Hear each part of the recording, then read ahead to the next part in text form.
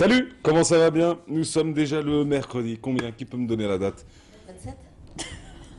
27, 27. J'aime bien comment on me regarde Samira Bendri ce matin. Je confirme, 27.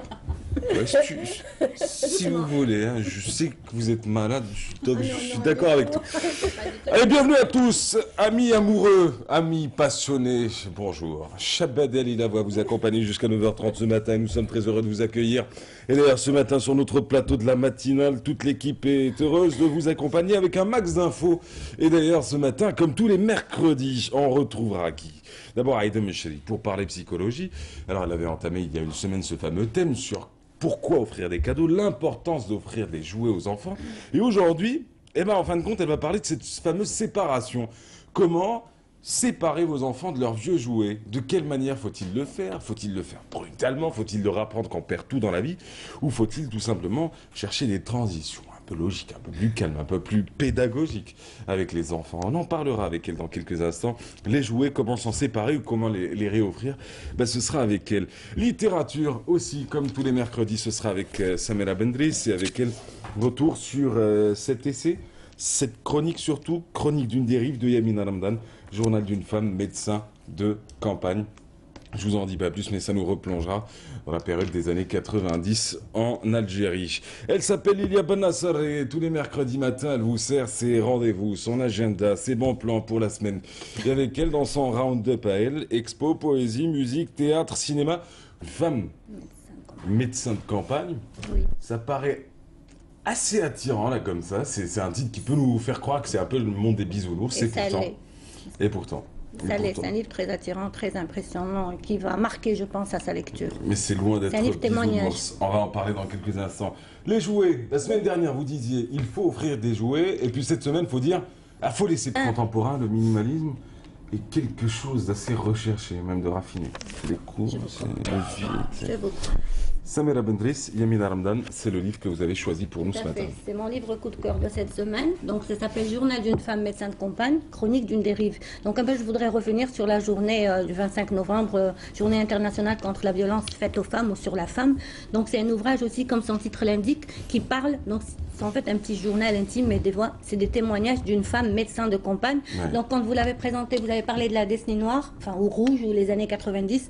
Chacun l'appelle. Décennie noire, ça résume bien les choses, effectivement. Voilà, donc chacun les appelle un peu. Mais là, il n'y a pas que ça, en fait. Donc, elle raconte, donc c'est une femme médecin qui raconte son parcours de battante, de combattante, depuis qu'elle a eu 10 ans, qu'elle a décidé de faire médecine dans une société qui n'était pas forcément ouverte à la femme qui devait travailler, donc les années 70. Donc, ouais. En fait, c'est un rappel de la situation de la femme, donc un peu ce qu'elle a progressé, elle a régressé, elle a évolué, par rapport à la décennie, donc elle a essayé de construire des choses et après, avec les 10 ou 15 ans, ça s'est un petit peu rétrogradé et là ça revient. Ouais. Donc pour revenir à cette dame, femme médecin, donc c'était pas évident dans les années 70 pour une femme de se battre, de s'imposer comme médecin dans un quartier isolé. Et j'aimerais dire que ce livre-là a été écrit par cette dame, mais beaucoup d'autres femmes vont se reconnaître dans ce qu'elle dit, ouais. Parce que c'est un parcours par lequel sont passées beaucoup de femmes qui ont voulu... C'est un témoignage qui révélera beaucoup en fin de compte à d'autres femmes. Donc vraiment c'est la femme qui a voulu s'imposer, se faire respecter en tant que femme dans une société qui était un peu fermée, où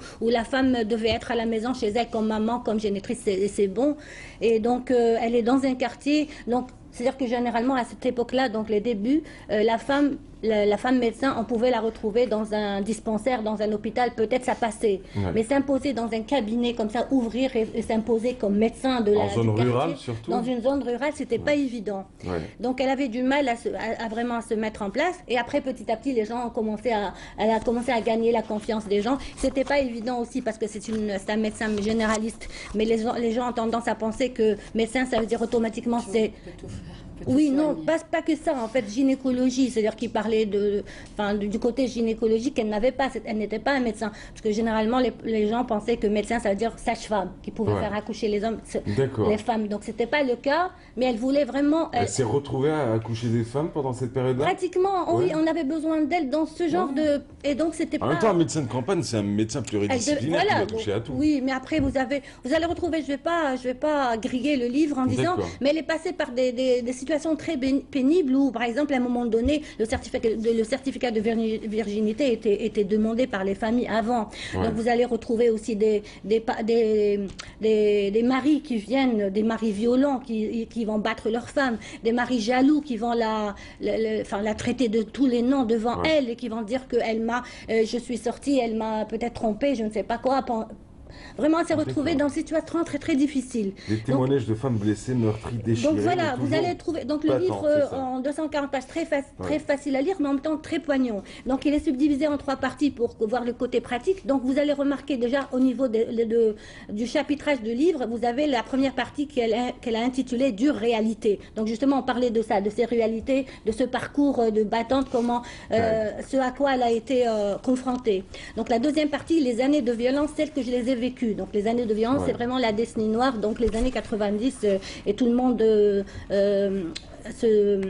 tout le monde est passé par là. Enfin, nous, les gens qui sont passés par cette période, ils vont se reconnaître, ils vont se souvenir de ces moments-là. Et justement, c'est en fait un écrit contre l'oubli. Donc là, on a tendance à trouver des gens maintenant qui nous disent c'est bon, ne parlez plus de ça, on tourne la page. Il est bien, on doit tourner la page, mais on ne doit pas oublier ce qui s'est passé. C'est bien beau de dire qu'il faut tourner la page, mais il faut d'abord digérer son histoire avant de... Oui, il faut parler de ça. Il faut que les générations d'aujourd'hui comprennent que nous avons... Oui, justement, il faudrait que ça serve de leçon. Ce qui nous est arrivé, ça n'a pas été facile. S'en sortir, ça n'a pas été facile. Ça a été le combat de tous.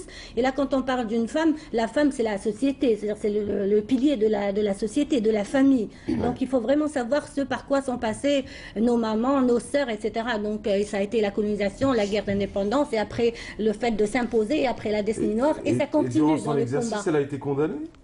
Elle a été, en fait, condamnée, oui, durant la décennie, condamnée dans le sens où elle a été... jugée? Non, non, pas dans ça. Elle a été menacée, en fait. Menacée. Vous savez que les femmes qui faisaient leur métier, qui sortaient, elles n'avaient pas le droit de sortir, n'avaient pas le droit d'enseigner, de pratiquer Donc elle a été menacée. Et vous allez retrouver que beaucoup de femmes ont été menacées. Des femmes qui enseignaient, qui sortaient, des femmes qui ne portaient pas de voile, elles étaient menacées. Elles devaient porter le voile, sinon n'allaient pas sortir.